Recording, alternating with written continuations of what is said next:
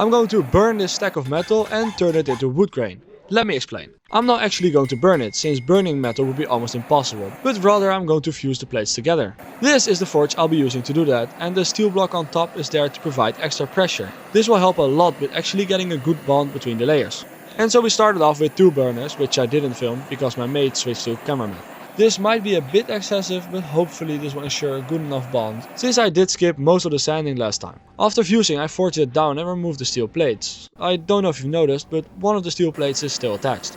I tried removing it, but the brass had kindly decided to bond itself with the steel. And this is not good, so let's try to get it off.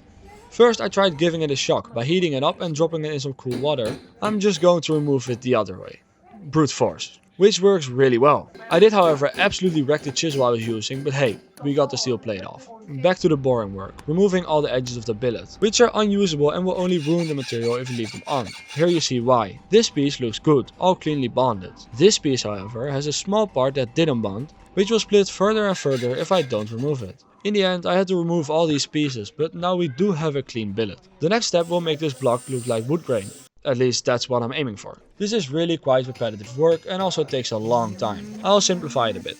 I'm basically just making cuts and divots in the surface of the billet. Drilling, carving, just anything to make cuts through the layers. After which I forge it flat up until the marks go away. And then repeat that till the entire block is about 1 to 2 millimeters thick. I said repetitive work because this took about 4 hours.